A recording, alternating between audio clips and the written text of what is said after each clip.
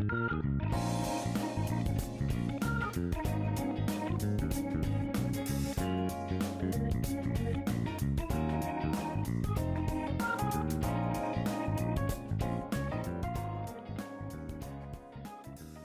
everyone, welcome to Remap. My name is Jared, and today we're taking a look at the latest release in a familiar franchise with Persona 3 Reload by ATLUS. Now, if you've listened to Remap for any length of time, you would know I'm a huge fan of the Persona franchise, and I was extremely excited for this JRPG release earlier in 2024. Persona 3 Reload is a remake of the original Persona 3 from back in 2006. For those not familiar with the lingo, a remake in gaming terms is a full-on overhaul from the ground up of a title. While a remaster may just have some upgraded assets for better visuals, a remake is usually a full recreation of a game in a new engine and with new mechanics. I had also never played the original title, so I was able to jump into Reload with no knowledge of the story or characters and experience everything for the first time. Now, before we jump into this review, I'd like to provide some context on what a Persona game is in the mainline Persona titles, all of which I've now reviewed. The games are split between two main mechanics. Half of the game is a high school social sim where you go to class, you hang out with friends, and spend time developing relationships, or what they're known as social links, with characters. The other half is a dungeon crawler with turn-based combat you may find similar to the Pokemon franchise. Also, I'll be keeping the review itself spoiler-free, with a small spoiler talk saved for the end after my score. So don't skip ahead. I'll let you know when it's coming. And as always, these are my opinions and mine alone. Starting off with the graphics, Persona 3 Reload was fully rebuilt in the Unreal Engine, and it looks great. The graphics are a modern interpretation of the series' iconic art style, and it's the example of what a modern Persona should look like. I know it's not the hyper-realism of Horizon or God of War, but there's more to great visuals than just the most technically advanced graphics the world has ever seen. You know, Unreal is a great look for the game. The art style is just clear and vibrant, and it makes me honestly get really excited for Persona 6 because I'm fully anticipating them using Unreal for it. The real star of the visuals, though, as always in a Persona game, is the character art specifically. As you're having conversations with characters, detailed, expressive portraits of them pop up on screen, adding emotion to the game like you're reading a comic or a manga. Every one of these portraits are clear, distinct, and provide emotion to the conversations you have. Anger, sadness, and happiness are always conveyed better when you can visually see the emotion on a character's face. And the characters themselves are so unique visually that you can tell who they are just by a blank silhouette. I'll touch on this later, but coupled with the voice acting and writing, the characters portrayed in Persona 3 Reload are some of my favorite that I've ever seen in games. Your core party is a group that you bond with naturally through hours and hours of time spent together. And that, I believe, is one of the best selling points for video games as a storytelling medium. The fact that, you know, you're not just watching characters develop over a 2-hour movie or split up across seasons of a show that may culminate in, I don't know, 12, 24, even 36 hours, but you're actively involved in dozens and dozens of hours of storytelling. Now, the gameplay itself is relatively basic, but there's honestly no need for it to be any more complex. The majority of Reload is just reading and listening to dialogue, and the gameplay serves as the taxi from conversations A to B. Now, that's not to say that the combat is boring. I actually think I had the most fun in combat when I compare it to Persona 4 and 5. Now, this may be just due to the less frequent battles, but the combat was smooth and well balanced on normal difficulty. If you really enjoy turn-based combat where, you can plan out 8 moves in advance, you'll feel right at home here. Enemies ramp up in difficulty over time, but you as the player continuously get more powerful personas and abilities, like the character-specific theurgies. All of this results in a combat loop that I really never found stale, even with the repetitive nature of the dungeon Tartarus. What really made the gameplay, and this should absolutely not be a surprise, was the soundtrack, though. I don't know how ATLUS did it, but they managed to go platinum yet again with the music of Persona 3 Reload. Every single thing, from the battle theme, It's Going Down Now, to the evening banger, Color Your Night, not only hooks me into the gameplay, but is just straight up enjoyable to listen to. And as I always mention in these reviews, I absolutely love it when a game repeats songs to build that emotional connection with a player.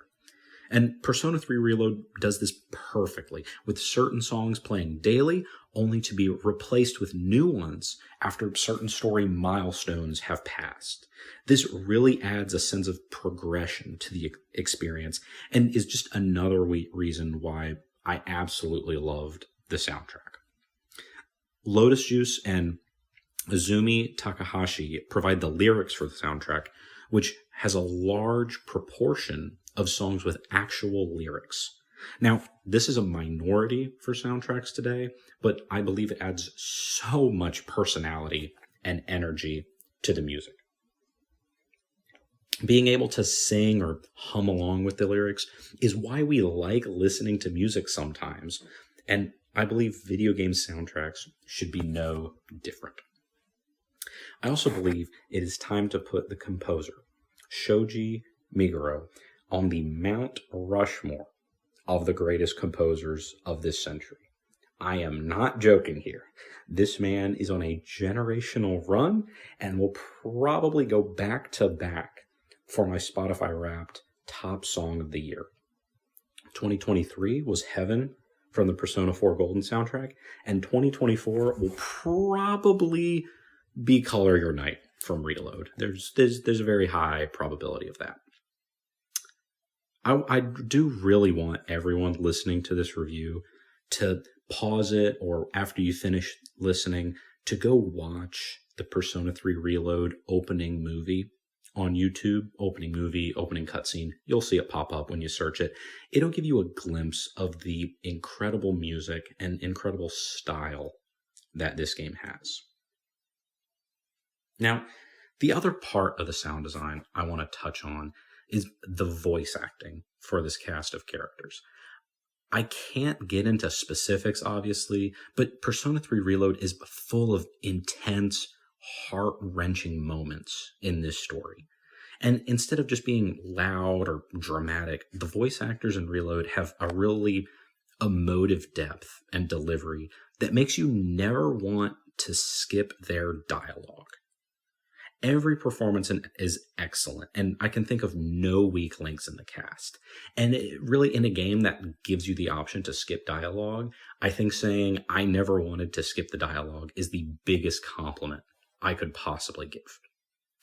For some reason, this made me think back to the Destiny 1 Peter Dinklage incident, where instead of getting a voice acting pro, they added in a famous actor to try and drum up marketing hype. And we're seeing this now in animated movies like the Mario movie that's full of A-list celebrities like Chris Pratt. And now, this isn't to say that they didn't do a good job, but I'm so glad that for the most part, gaming is staying out of this trend.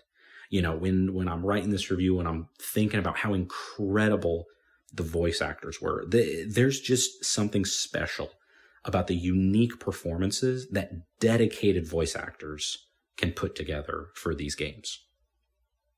However, All of this great art design and great voice acting is really all for naught if the story doesn't live up to expectations. And I can safely say that Persona 3 Reload not only lived up to the hype, but exceeded my expectations. This is legitimately one of the best stories I have ever played.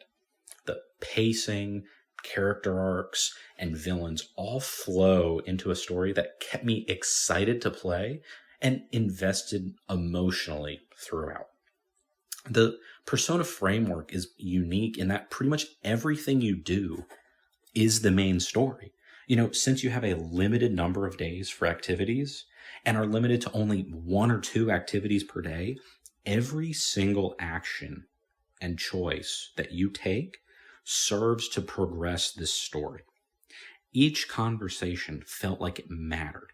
And to keep that going for 70 hours, 70, is a feat. I'm obviously not going to speak to specifics now, but what I enjoyed the most about the storytelling in Persona 3 Reload was actually the pacing. In the majority of RPGs, the story is a game of hopscotch from one moment to the next. Something big happens, the characters take a moment to process, and then everyone moves on or jumps to the next thing. It's not necessarily a negative, and it's quite literally the only way to write open world games, since the player has multiple quests and paths available. But it's jarring in games to see an emotional conversation about a character's death when it was actually 20 hours ago, since right after this big moment happened, I had a million side quests and upgrades to go knock out. So, the big moments happens, I go do a million other things, and then I just jump into this dramatic cutscene. And I'm sitting here as a player going, the characters are obviously acting beat up about it, but quite honestly, I've gotten over it because it was, 20 hours ago. That could have been weeks of gameplay ago. And what Reload does just exceptionally well is slowly, just ever so slowly stepping, not jumping from one milestone to the next. At each critical moment, you see how the characters are impacted. And then instead of, a quick resolution, all right, moving on to the next story beat, or all right, go off and work on something, it takes time for them to change and grapple with what is occurring. And you experience this growth because it was drawn out gradually. An event happens. Every time you go talk to the characters for the next days, weeks, even months, they still comment on it occasionally. You see in cutscenes references back to previous events. It all just flows together. And this in turn made the characters more likable to me because they felt more like real people than fictional superheroes that just, something happens, I'm just going to become the hero of the story and move on and save the world. Like, no, real people would get affected and take time to process a big event in your life. And there were quite a few sessions where I'd sit down and play for a couple hours of Reload and never fight any combat. It's literally just talking with the people. And the fact that I had this much fun should tell you all you need to know about the story. Now, I do recognize, though, it is not a game for everyone. If you can't dedicate regular time to gaming, this is a 70-hour commitment, so it takes quite a while to get through. But if you have the time, it is well worth it for the emotional payoff. The highest compliment that I can give to a game is that I feel something in the hours and days processing it after I finished it. Examples of this for me are Outer Wilds, the Citadel DLC in Mass Effect 3, and Persona 5 Royal. Persona 3 Reload has officially joined this club, and everyone that has finished this game knows why. When the song Memories of You came on, I was speechless. Like, I was sitting there, I couldn't react. Absolutely speechless. A absolute masterpiece. It is probably no surprise, after I've just been giving compliments this whole time, that I'm giving Persona 3 Reload an A+. There is no such thing as a perfect game, but I would be hard pressed to find any complaints here. If you have the time and something to play it on, I guarantee it will be one of the best experiences you've ever had with a game. And I'm actually putting it in my top 10 all-time list. But this concludes the review portion of this episode. I'd now like to jump into some real quick specifics about the story and characters. So if you think you might ever give Persona 3 Reload a shot, thanks so much for tuning in. Have a great day, and you need to leave now. If you're still here, I won't take up too much of your time, but there were a few things I just wanted to comment on quickly. That ending messed me up. I didn't even really realize that he died immediately, but once I realized it, I mean, you feel something. It's really the first time I've had I'm putting air quotes on this, non-happy ending, and been okay with it. You know, I usually only want a picture-perfect ending where, you know, the characters live happily ever after, everything is perfect, yay, yay, sunshine and roses. But the sacrifice and all of the themes of death in this game made it just a beautiful conclusion. The ending changed the emotions I feel when I listen to any song from Reload, which is insane that it's this impactful. But on the music side, one of my favorite moments from the game was in September, the first day of the new semester, when Changing Seasons starts playing. I am absolutely treating that small anecdote as a spoiler because I was floored when it came on. I cannot express how much I love this soundtrack and how great it is.